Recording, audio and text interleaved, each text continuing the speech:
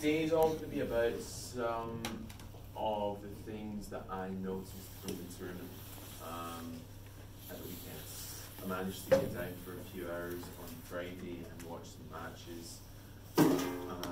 Looked at the differences between some pressure-filled matches, maybe some matches that didn't have as much pressure. Also looked at the differences between a standard in that tournament and say a couple of matches maybe down at the what was it, the Gosford Classic before the holidays as well, and started to just kind of notice some common themes and things like that. So basically I've rounded it up into three different things that we'll be talking about. The main thing in this is pressure. I'm going to briefly go over the three things today, and then that really helps me inform what to do whole workshops on from now. So for example, one on pressure that we can really go into detail on. I'm just going to show you what kind of everything that I noticed. So before we start that though, kind of to build upon the last session, the last one was on what we do in between points and things like that. Have you thought more about that? Now I know a couple of you will have spoken to me about this kind of stuff individually, in terms of what we do in between points, the routines, the time that we take and things like that. Since the last group session, and you've been on court and things like that, have you been actively thinking a little bit more about what you do in between points? I think when it comes to the crucial part of the game, that's where I think about it a bit more. Sure. Perhaps than like the start or the middle. Yeah. Whereas it might be worthwhile doing every part. Okay, cool. Yeah. What about the timings in between points? We spoke a lot, and like I said, there's not one size fits all for the timing, and as well that can change, and that's something that I noticed from the tournament at the weekend, was that, you know what, sometimes just getting on with it works, but you've got to be aware of when that moment is apparent, right? Because we spoke about consistency, and if you're spending a lot of time in between every point, then consistency equals momentum. However, something that I noticed, which maybe contradicted something that I said in the last one, was that when people were on a roll and had the momentum, if they're to spend maybe less time in between points and just roll on to the next one, it would maybe work in their favour a little bit. Again, that's specific to the individual, and it's about what stage you're at in the match, and it's about being aware of this as well. And I think rather than just leave that where it is, it's important to still have a couple of positive and productive thoughts in between, but maybe just not spend as much physical time. Anyway, something that I wanted to quickly show you was this match, which I thought was very interesting, and I've kind of watched it before with a couple of you in individual sessions, but a lot of people were saying, oh, you know, squash is a really fast-flowing sport, not much time gets spent in between points like it does in tennis and other sports and things like that, which generally is true. It doesn't, you don't spend as much time in between points as tennis, right? However, there is big differences from performances, say like this one, and how much these guys spend in between points compared to this one here, Shiragi against Ashur. And I thought it would be quite good to watch, because when I watched it with a couple of the team, they were like, oh my god, I can't believe how much time these guys are spending. And it's not even just the time that they're spending, it's the things that they're doing as well. And it's just like so routine. You can physically see it, but there'll be things that they're thinking about it in their head as well, religiously. Even after short points, where you think, right, okay, the point is only like 4 shots long, they still spend like a considerable amount of time, between 12 and 15 seconds every point, which is huge, because I think from when I watched this back with people who were like, well, I would expect to maybe spend about 7 seconds in between points and things like that. So I thought it'd be a good idea just to watch this before we start the main workshop, just to give you a bit of an idea of, you know what, time can be spent in between points, and it's not. A lot of people say, I don't want to affect the other player. I don't want the other player getting annoyed, because I get annoyed when my opponent takes time. But I think that it isn't. But these guys have acknowledged the importance of the time that they take and what they do in between points, and they've just stuck to it. And this is a very obvious one, because they've clearly both got consistent, lengthy in between point routines. So it's quite noticeable in this match. And I think the first in between point, they do like exactly the same thing at the same time. It's like symmetrical, which is pretty weird, but it just goes to show, like I said, that these guys have formulated a consistent in between point routine that will be a combination, just like everything that we did in the last workshop, a combination of different things that they physically do, but different things that they think about as well. So it might be worth you having a little bit more of a look at this, referring back to the last workshop again and seeing, you know, could I be spending more time and what could I be doing, like you said, consistently in between points that will help with momentum, will help with focus, confidence, all of these things.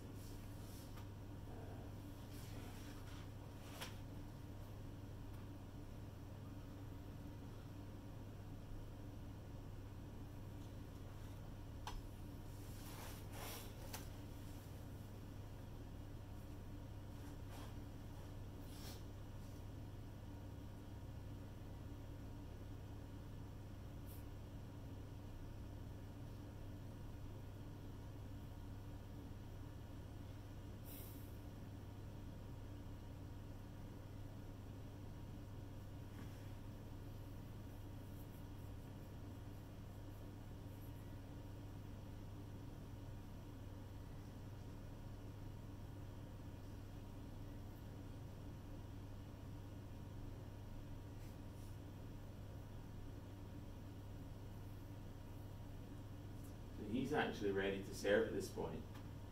It's a short point, he won it. He's ready to go again, right? Almost instantly, wiped his hand in the wall, went back.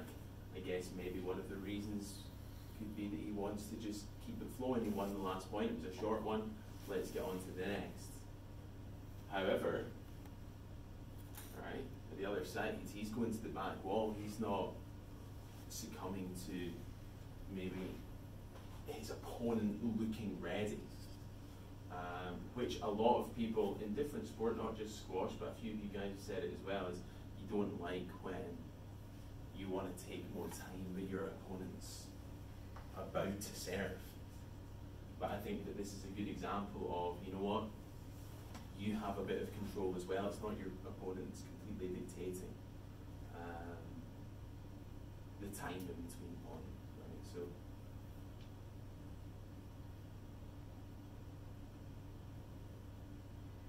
doesn't even acknowledge.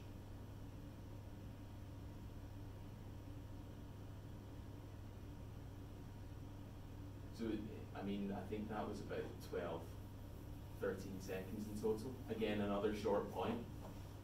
Going the other way this time.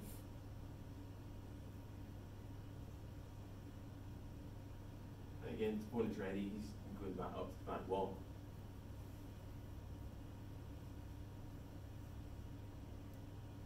So a lot more. So I mean, there's in that one, there's more time from when the last point finishes.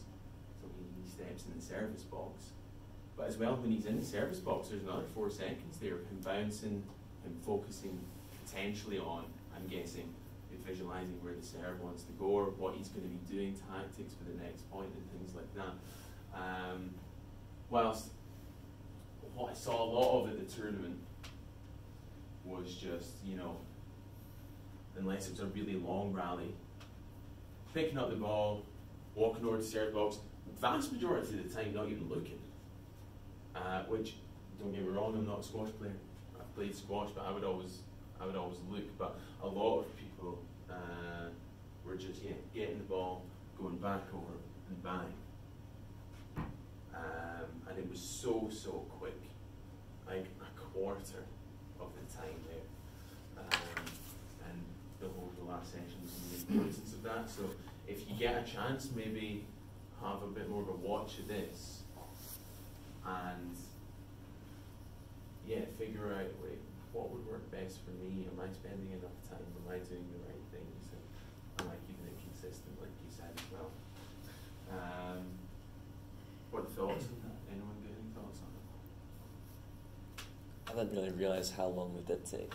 Like, I know I sometimes rush it, and a lot of the top players take a while, but I never actually paid quite as much attention as to like how long they take. Yeah.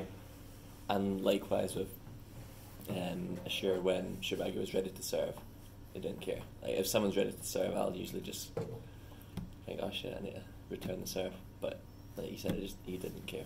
Yeah, exactly. And interesting. Yeah, it is.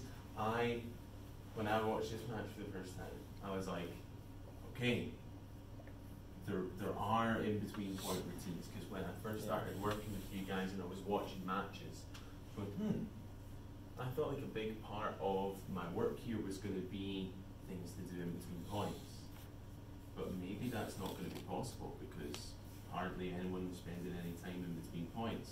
So I just thought it wasn't done until I watched this match. We've got other matches at this level. I was like, oh no, it is a thing. This is definitely something that we should be working on. I think it's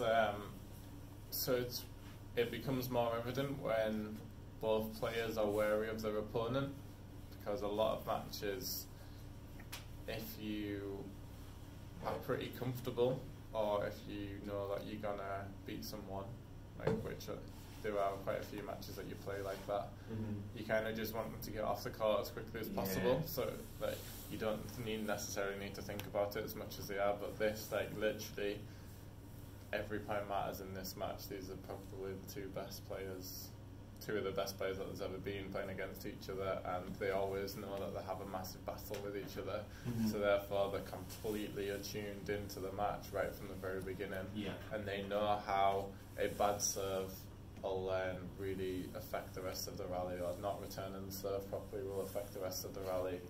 And you can see a massive noticeable gap as the tournament progresses and the matches get closer, how much attention to detail the players use.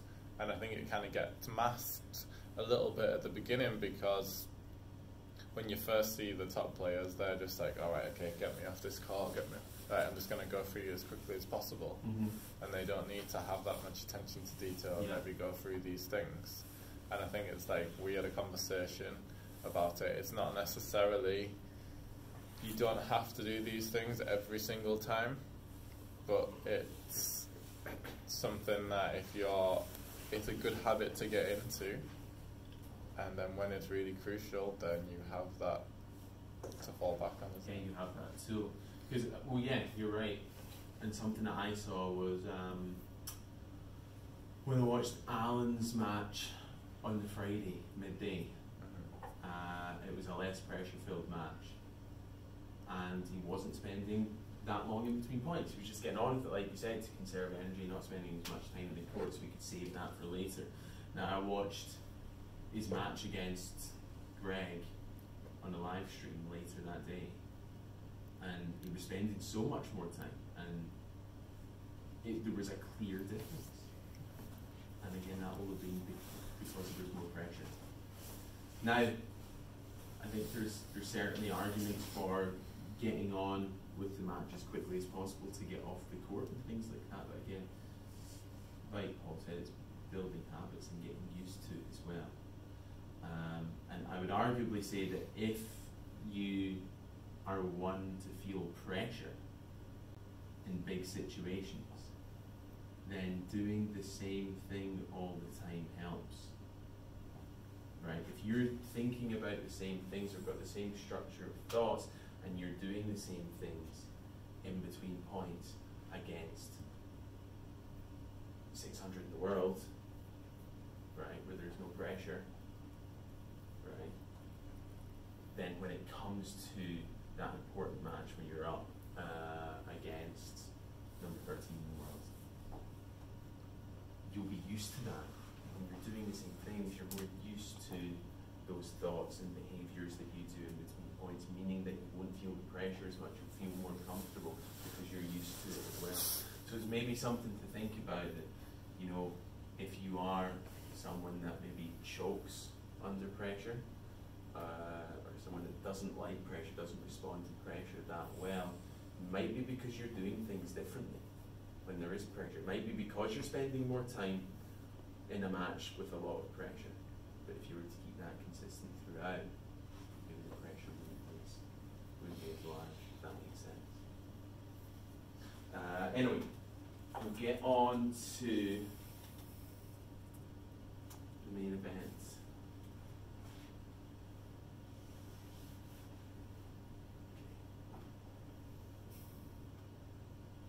So, these are the three things I think I took away anyway from the tournament. Again, I was only there for 3 hours, but I saw a good bunch of matches, different matches as well, ones with pressure, ones with no pressure.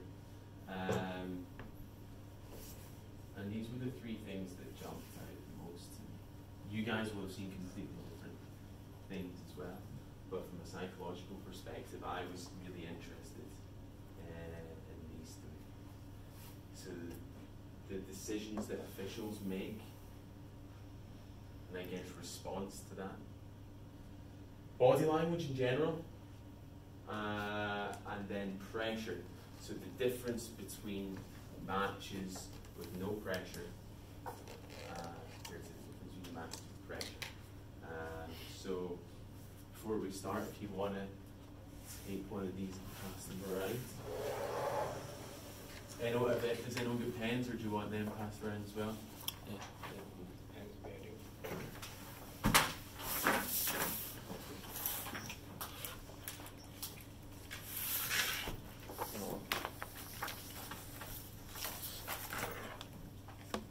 Again, this is all simple stuff that if you think relates to you, you could try and put it in your own context. Because the things that I use for examples here might not be things that necessarily suit you and your personality, so it's important that you take this and put it into your own context. Okay, officials' decisions. What do you think I mean by that before even explaining my point of view? Why do you think I've got officials' decisions here? I think most people get quite distracted by them if it goes against them. Like, I'm sure everyone here has lost their concentration when a bad call goes against them. Yeah. Like, I know I have loads. Just, sure. Talking back to them and then just zoning out. Mm-hmm. Yeah. Anyone else? I suppose it's a constant in anything you do. Like, you're not going to get away from good, bad. There are going to be decisions during a match, just how you're going to deal with that. Exactly, yeah. And there was decisions every single match there that people didn't like. So it's definitely something to expect every match. However, people were still reacting, players were still reacting badly in my mind to these, even though it was something that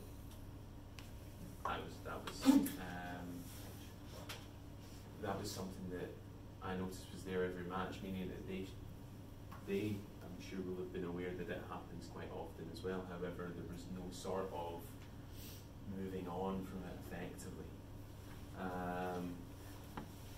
There was a few I saw, I don't know if anyone else watched Greg's first match, 12 o'clock on Friday. Did anyone see that one?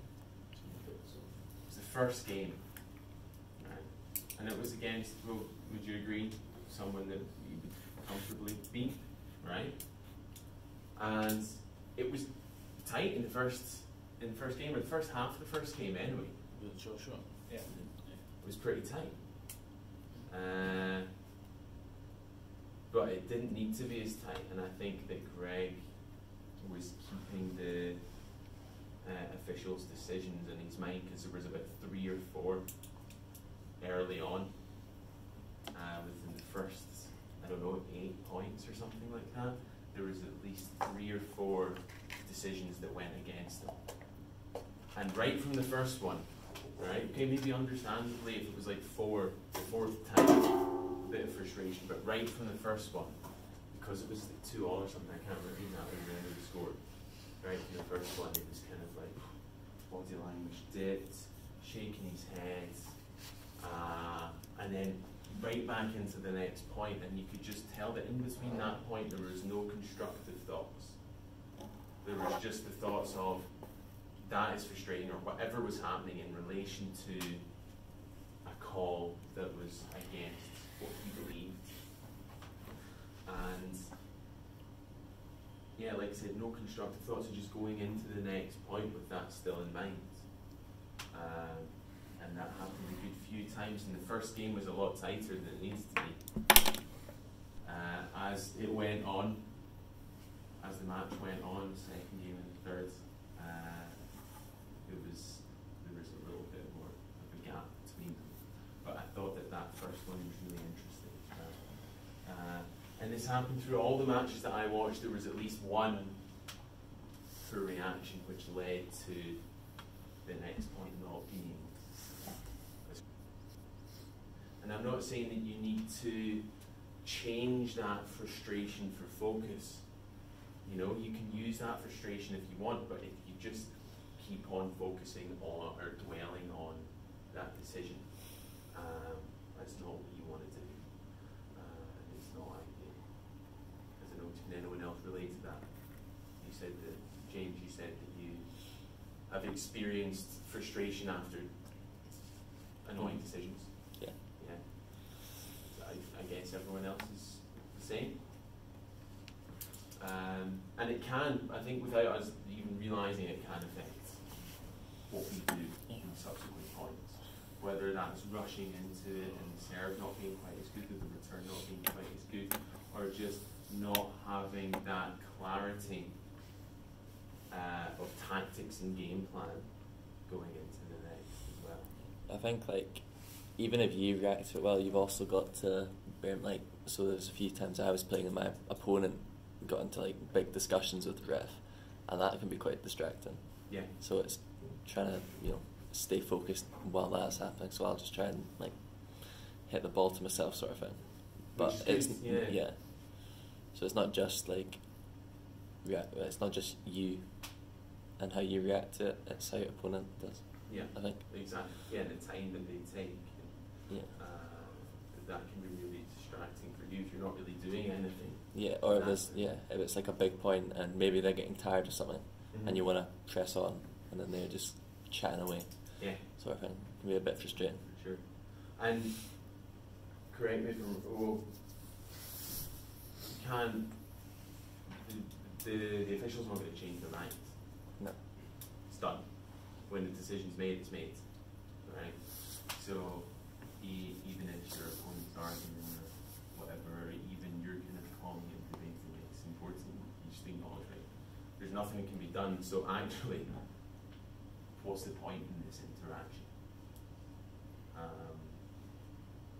So yeah, here we go. Whether you agree with the referee or not, it's important that you acknowledge that you can't do anything about it and restructure your thoughts so you move on in the best way possible. Because again, if we go back to the cycle of your thoughts, your feelings, and performance, if you just keep thinking to yourself that that was unfair,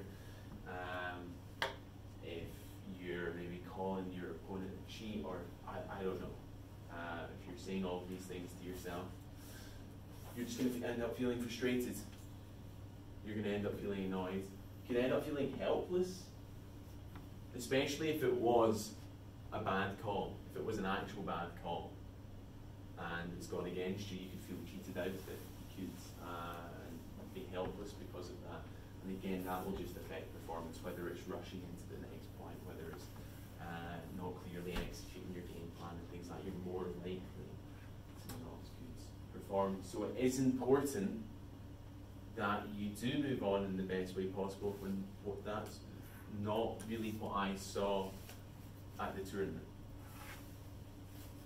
I saw frustration, and I saw a lot of negative body language. I saw rushing and just going into the next point without anything really positive or productive being done. And again, if that happens 3 times in the one game, then that's going to seriously affect your chances. Right? And we know that the ripple effect is really, really important. You know, if you lose one game, then you could not have that momentum to keep going. And yeah, it can just affect the bigger picture as well. So I think all of these little points are really important to take into account, you know. So essentially, you've got it in front of you already. These are just examples. You guys will have better ones, I'd imagine. But these are just examples of things that you can think about or say to yourself that I think could be more beneficial than dwelling on the mistake itself and rushing and things. So yeah, these things happen. It's worked in my favour before, so you're changing perspective on it a little bit. Because yeah, it can be a frustrating thing, but I'd imagine that there's been times where it has worked in your favour, right? And it's gone against your opponent, the call's been against your opponent, and you've probably thought to yourself, I think that was a bit of an easy stroke there, something like that. Right? Or it's happened, there's nothing I can do about it now, so just accepting it. What's next is the most important thing now, is telling yourself that, right, I need to be concentrating on what's next, because if you find yourself focusing on the past, you're not focusing on anything that's necessary at that moment in time. Focus on tactics and game plan, like I said. Focus on what you want to do in the next point. Again, this is just changing your focus to something that's a bit more positive and productive rather than the call itself. And yeah, sticking to your routines. Because that's something that I saw, that when there was frustration or negativity regarding a decision, routines were out the window. And these were people I was watching that have come up with routines specific to them and have been doing well with them. But then as soon as there was that kind of poor decision and the bad reaction in relation to that decision, there was a lack of routine and a lack of consistency going into the next point, which is not really what you want. Does that make sense? Has anyone else got anything? Do you guys have anything that you would maybe say to yourself to help you move on?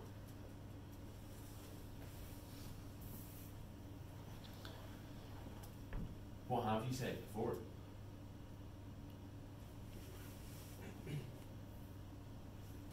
Well, I was always told just to say shit happens and just kind of deal with it. Yeah. Like, I guess it's just the way that I try and think about it is, like, there's decisions are going to go your way, and you can't really, we don't know what's going to be called at any point in time, so you just got to kind of, like, I might question to see why they came to that, just so I know, like, it's kind of a different way of framing it, is like, ask them why that was. So you're learning from it. So I can go, well, okay, like I did that time, okay, that's fair, I can do something different, so kind of using it as a kind of a, what's the next stage idea, like questioning them in like a polite way, being like, oh, why was that? Just so I know that I can. So it's not me being angry, but it's me figuring. It's like me problem solving. how I can stop that next time. And most of the time, it's usually like you know what you've done, but if there's sometimes you're like, I don't know how they got to that idea. Sure. And if you find out, then you can go, well, and then you've got kind of like a thing about, well, if I don't, I've got to make sure that in this point of view I've got to do this, and it kind of takes it away from the negative side of things, and it's something to work on rather than being like, oh my god, it's like the worst thing ever. It's like, well, I did that, okay, fair enough, I probably did, and just kind of work from there. Sure. So that's another good one that might be worth writing down as well, if you think that that's a good example to use too. Is actually using the experience as a learning tool to actually figure out what you did and how you could maybe avoid doing that again. So, yeah, I think that these things are just important to keep in mind going in, because like I said, that these things happen every match you'll play. There'll be calls that are maybe in your favour or out of your favour. So it's important you learn how to, or you practice and figure out what's best for you in terms of dealing with it and moving on in an effective way. Body language. Something else that I noticed. I mean, there was a lot of differences. Some people had really good body language. Some people had poor body language. But again, it was something that I thought was quite noticeable. And something that affected especially the start of matches. Going into the match. The hit before, and then eventually what happened maybe the first couple of points. We've spoken a little bit about it before. It's got lots of positive outcomes having good body language. And it's something that is completely within your control. We don't need to spend too long on it, but I just thought it would be something good to bring up because there was differences. So players like the guy you were playing against, right, Selby, and we were speaking about that as well, weren't we? Just came on, right? And I think you were in court first, and you were just hitting. He came on, and I looked down, and I was like, "Jeez, that guy's full of self-belief." And I didn't know if he was full of self-belief or not, obviously, because I'm not a mind reader. So how could I tell? It was the way that he looked, right? I guess you guys have seen him play before. So what does he look like? What are his characteristics? It's pretty relaxed. Relaxed is one, yeah. But he's relaxed in like a presence way. It's not a case of like, yeah, he looks reactive, but you know he's got a job. He knows what he's doing. Mm-hmm. Like kind of like, I know what I'm doing here. I know that I need to look this relaxed to be this way, and he just knows the way he needs to be on court to play his best. Yeah, which is interesting, and whether that is a natural thing or whether he has worked on it, who knows? But at the end of the day, it's completely within your control. And if I am going in to play any sport, I will try and look like that as well. Not just because there's someone up in the stand going, this guy's confident, or not because my opponent might go, oh my God, this guy is ready. But purely because I'll feel it. Right? I think we've spoken a little bit about this before, but yeah, even if you wake up in the morning and you feel like shit, smile for 7 seconds, scientifically you feel happier. You're more likely to have a better start to the day if you wake up in the morning and you smile for 7 seconds or more. And it's the same with body language as well. If you're feeling rubbish before a match, if you're not feeling confident, if you're feeling the pressure, if you're a little bit nervous, see when you're warming up, or see even before you go onto the court, walk around with your chest out. Walk around looking the part, looking comfortable, looking relaxed in that controlled way that Selby does. He's really, really good. Now, again, that works for him. There's going to be different things that work for you guys, but I'd say in general that is a really solid way to approach a match, not just for other people's sake, but for his own sake. Right? There was time, and he was warming up, his chest was out the whole time, he was looking confident, he was looking relaxed, and he was hitting some poor shots. And there was no, to get it, there was no looking about. It's like, who saw that poor shot? It was like, okay, get the poor shots over and done with in the warm up, that's great, I'll move on. And there was no, and the whole time, right, it was you gave him a really good match, right? It was good to watch. And I think that a lot of people in his position have been like, oh shit, this guy's playing well against me, or he's loose, right? But the whole match, you wouldn't be able, if I wasn't following the score, wouldn't be able to tell if he was up or down, and I think that that's really, really important. Because a lot of the other matches that I saw, I could probably guess who was winning or losing. With him, it was just, there was a big noticeable difference. How do you think that your body language is? I didn't see any of you, so I don't have any opinion on it. But in terms of when you play, how do you think your body language is?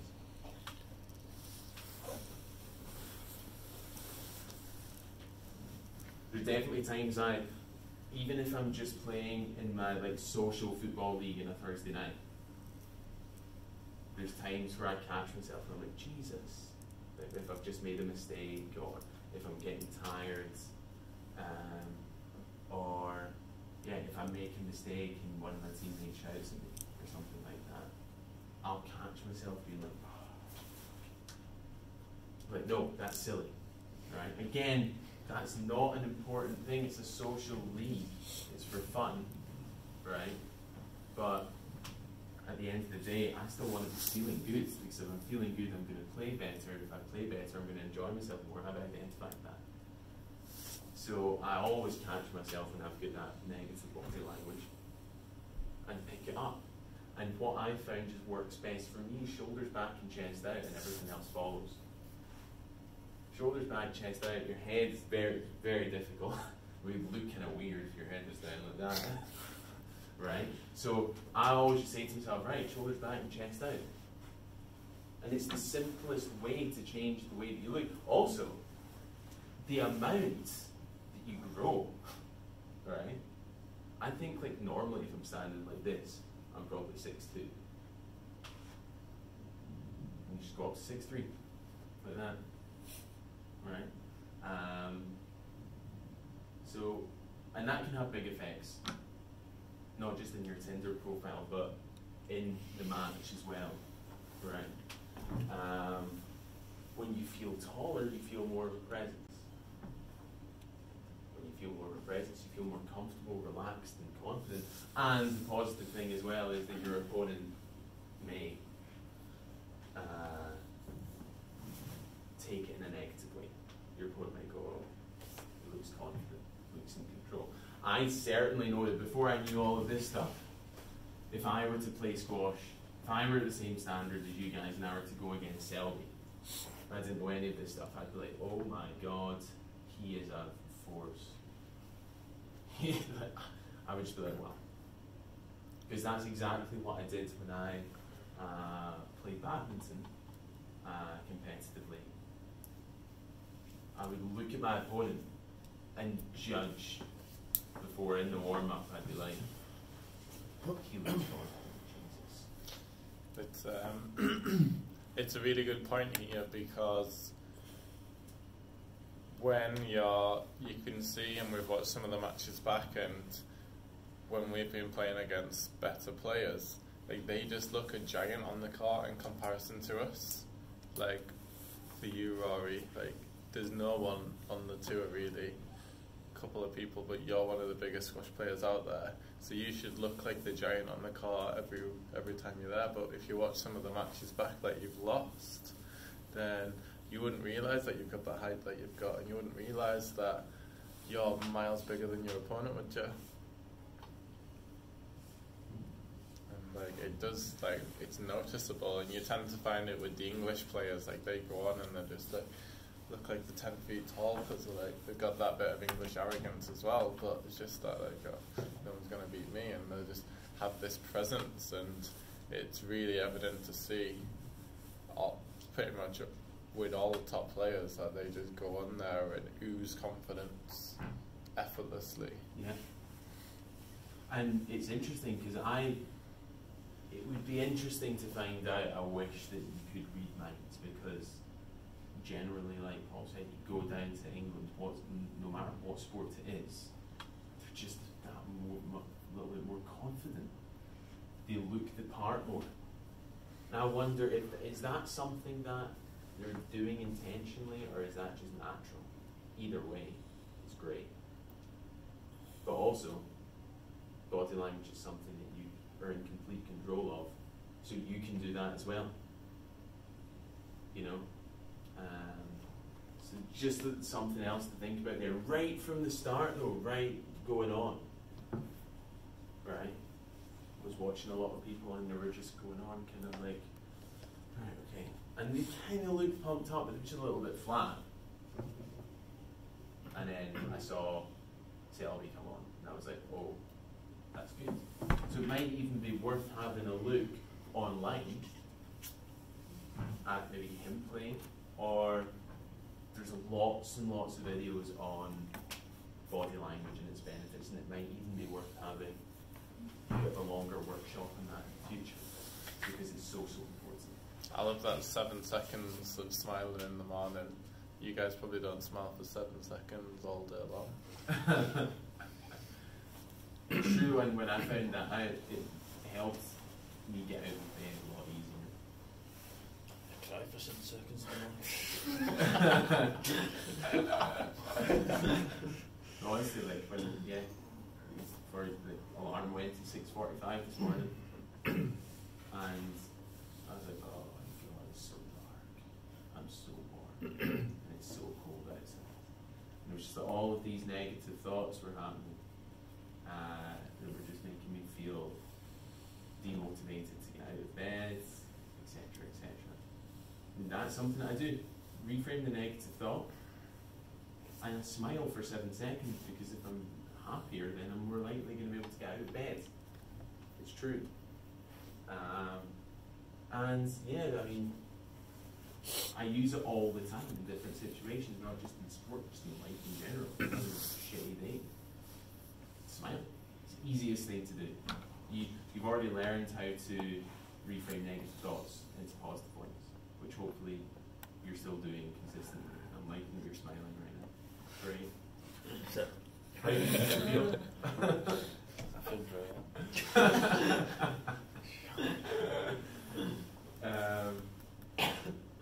You've learned how to reframe negative thoughts, which is difficult compared to smiling for 7 seconds. Alright? But it does, it makes a big difference. Be interesting to try. I'm hoping to see that smile more. God, you've grown as well. There we go. Thank God that camera's not looking at me. I think we should get a cardboard cutout of you just in put the side of the court to remind us all. Target practice. To stick it another side for my opponents to warm up out in my own one. So I thought that this was a good quote to kind of summarise that. What you do speaks so loud that I cannot hear what you say. Right? And it's true. Just like I said, I don't know if Selby was having positive thoughts. He might be going on going, I'm feeling the pressure here, I'm expected to win this one. Who knows? But at the end of the day, his actions were speaking louder. The way that he looked, spoke, thousands of words to me anyway, and that was just watching. So yeah, that was something else that I noticed as well. Oh, and there's another one. I was analysing the guy's non-verbal communication. I learned that in sociology, when I see fatigue, when I see some negative things, you've got to go straight at them, which I thought was very interesting as well. Because yeah, it's something that if your opponent's match aware, if your opponent's got a good sense of opponent awareness as well, if anything happens, any sort of adversity, whether it's you getting pissed off at a decision, or whether it's you getting pissed off at yourself, whether it's, you know, swinging your racket, or a grunt. If you're playing against opponents that are attuned to that, all of that stuff, they'll go straight at you. This is massive, and that last little bit at the end, like you've got to go straight at them, is something that we need to remember. So Kleiny, as an example, on Saturday when he played James, he literally got James into the position that he wanted him in. He was really tired, like so much so that he was bending over between points, like he was making loads of mistakes. In the rallies he was like breathing like so hard. And whether Kleiny, I still don't know whether Kleiny recognised it and saw that he was getting tired, and that allowed, and then thought to himself, right, I can take a bit of a break now because he's tired, he'll give me the rest of this game. And he didn't. So he didn't go for the jugular at that point. He just like, all right, if he's taking a step back because he's tired, I'll take a step back too. Yeah. And then he does that a lot. Like the amount of times that Kleiny gets the 9 and then loses the game is ridiculous. But so it could be that, or it could just be the fact that he didn't recognise it at all, wasn't attuned to what his opponent was doing, and didn't see. Yeah. And then he was literally, because what you want is that you get into that situation and that gives you that extra little boost to be like, right, come on, let's finish this now. Whereas I think the other side of the coin is that he didn't see that in James at all, and then thought, this is getting pretty tough, this, I better take a rest. And then he took a step back too, and then suddenly that allowed James in. So whichever one it was, whether it was the fact that he saw it and thought this is a good opportunity to take a rest, or whether he didn't see it at all and then physically it got the better of him. But if you are attuned to what your opponent's doing in terms of just their shot selections, how they're feeling, like that gives you so much information that you can use positively to really make the best decisions to try and see the game out or see the match out. And we end up in lots of times we end up in situations that we coulda, shoulda, woulda won that, but somehow managed not to. And I think that is a massive thing, massive reason for it. Sure. And again, this is why I think that maybe in the future having a whole workshop on body language, not just your body language, but identifying opponents' body language and changes of them.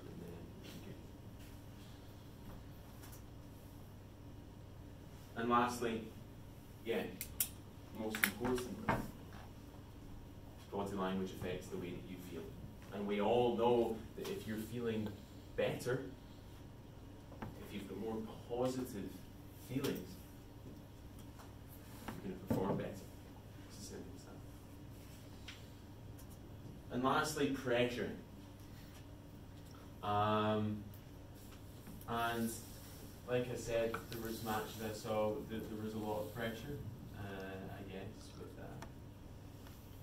Alan playing against Greg. Greg's been playing really well recently. Alan maybe not as well as Greg. However, Alan's still expected to win. So I think that match was good to sort of put pressure on both. But then matches where players just wouldn't have felt pressure. Hendo's match against, who was it? James Ulstra. Yes. Best Jamie's played in a while, I think. Right? Really, really, did anyone else watch it? Right? Good match. Why? Hendo just being Hendo, just like actually not like thinking about it, just hitting balls and Right. just going for it. Exactly, because I'd imagine no pressure. There's no pressure as I'm against this guy who is a solid player. What was he like? He was number 6 in the world or something like that. What's number 1? Was number 1 in the world. Again, huge. So there was no pressure there, and yeah, some of the best squash was played that was seen from Jamie and White, which is interesting. Again, your match as well against Selby. Let's imagine that you weren't feeling as much pressure in that match compared to maybe some of the other matches you played recently in tournaments. Yeah. And it feels nice. I know loads of players tennis players, for example, who like to go down to England to play against people they don't know. They don't like playing in Scotland because everyone in tennis and obviously in sport knows each other.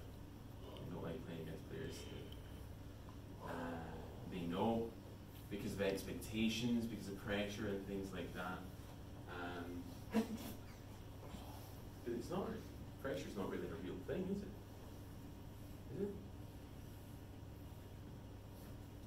It's not a physical thing that affects you. It's not like you walk into a court and there's pressure. It's something that you create, you know. You could go to court 1 just now and train and there won't be any pressure. But then Paul could set up a match later on between you and someone else here. The winner gets £200.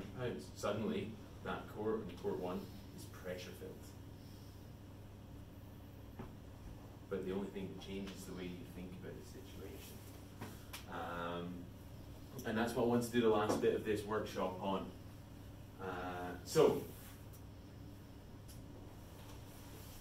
are we more free when we don't feel pressure? Is that true? I'd say so. In any kind of situation, you know. You hear lots of people say that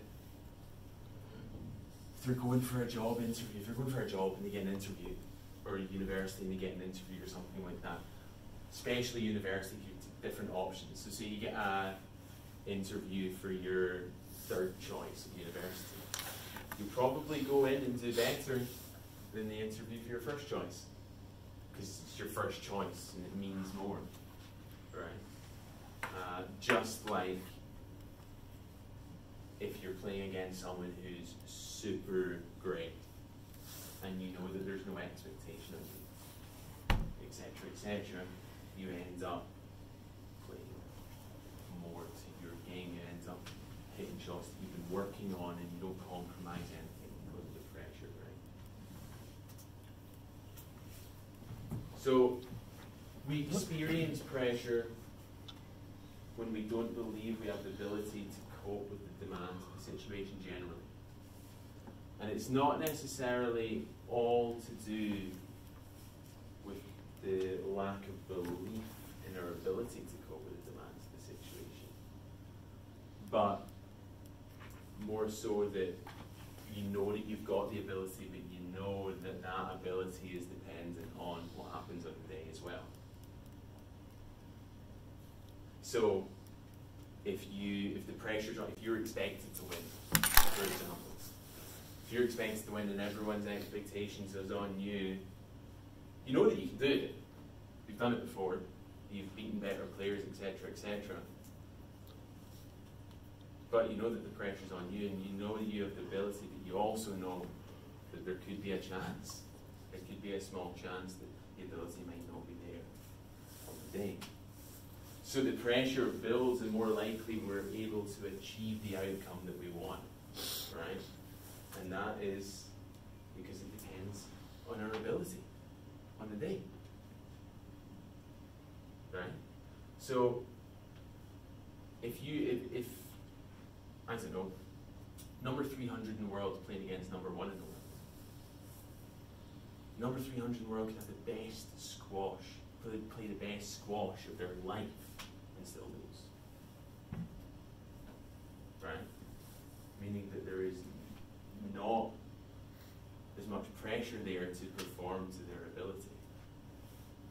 You know? So we need to revert back to this cycle, right? We're feeling the pressure. The pressure is there because we know that we can do it, the expectations on us, etc., etc. But instead of thinking about the what ifs, what are people going to think if I don't do this, or what if I don't perform the best, etc., etc. We're going to feel anxious, we're going to feel nervous, we're going to feel the pressure more, and performance will change potentially for the worst, probably for the worst. Decision making goes out the window, less likely to stick to your game plan, etc., and all of these things happen. What happens when you guys feel pressure to your game? Is there anything notably different? Get quite tense. Yeah? Yeah, that's the biggest thing. Just get tense, don't move freely, don't hit freely, and just like... So movement's impacted? Yeah, movement. The way you hit, everything's just, you're just snatching at things. Yeah. You're just, yeah. Because again, you've let your thoughts get in the way here. You've been thinking, oh, I'm not liking this. I might not. What if this happens? What if that happens? Then you feel anxious, you feel nervous, and those are physical signs of feeling anxious and nervous, right? I feel like you get tired as well, quite quickly, if you're really tense. Like yeah, because you're exerting a lot of energy in the wrong way. Mm-hmm. Yeah. You're using that adrenaline that nerves give you in the wrong way. Mm-hmm. The adrenaline gives you a boost in strength and a boost in focus, right? But at that moment in time, we usually use that boost in focus to focus on what ifs, which is not good, because it's just like, that's like negative thoughts on steroids, because you've got that boost in focus. Yeah. And then your boost in strength goes to you being really tense, and you just get tired. Yeah. And I mean, the thing is, if you are tense and you're hitting poor shots in the warm up, you get, well, I know I get almost like more nervous, like, oh god, this is crap, and you just, it's like a snowball. Yeah. Like you just. And it's all the way that you're thinking about it, isn't it? It's the way that you're perceiving the situation. Yeah. So I think it's important that we do. This is just one thing again. A whole workshop in this would be a good thing, but this just essentially starts it, right? We need to think about pressure in a different way. Because essentially we all want to, Jamie will have wanted to play the way that he played there every single match. That's not that likely. But a way that you can make it more likely is by starting to restructure the situation, restructure your thoughts in relation to the situation itself. And this is what I want to finish on just for the last 5 minutes, is maybe coming up with a couple of examples that you can write down on the sheets, because it's a very important thing. Because we can control how we perceive the situation, we can control the pressure that we feel, but a lot of the time we usually just kind of go through the motions and let it happen. We just expect, because we're playing against number 1 in the world, that the pressure is not going to be on us. Or we expect that we're playing against someone that we are expected to beat, that the pressure is going to be on us, but we build that ourselves, we create that pressure ourselves.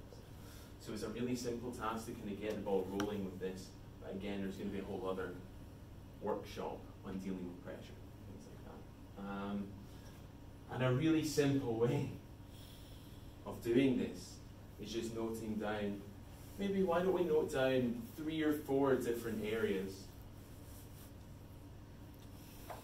on the left here. So I hate the pressure of serving from the back. I hate the pressure of, I guess another example would be playing against someone that everyone expects me to win against. I hate the pressure of going into the last game at 2-all. Right? And those are things that, yeah, a lot of us won't like that pressure. A lot of us won't like the feelings that we get, what happens during squash, etc., when that pressure's there. But again, it's because of the way that we think about it. We're going into that last one going, I could fail here. I could fuck up. Or what if this person beats me there? That would be embarrassing for me to be so much better. Etc., etc. We need to change our thinking going in. We've spoken about reframing negative thoughts after they come. This is kind of approaching a situation, the different perspective, a more positive perspective, a more positive way of thinking about it. So instead of saying, I hate the pressure of serving for the match, again, this is just an example, you put it in your own context. You could say to yourself, I love the challenge of preparing for the point in the same way every time. That is a challenge, right? We've spoken about in between point routines, the combination of thoughts and behaviours that you do in between every point. You guys have gone and tried it. It's a difficult thing to do every point. It's a challenge. But if you focus in on that more, you're focusing in on something that's specific to you, only to you. It's relevant to the situation, you should really be doing it. And it's completely within your control. Serving for the match isn't within your control because you don't know what's going to happen in that point. Anything could happen. The outcome could either go your way or not your way. So you can't control what's going to happen there. However, you can control how you prepare for that point, and if you maybe focus on that rather than the pressure of serving for the point itself, you won't feel the pressure as much. Right? So why don't we just come up with 2 or 3 examples just now, and then we'll go through those examples before we finish up. Sound good?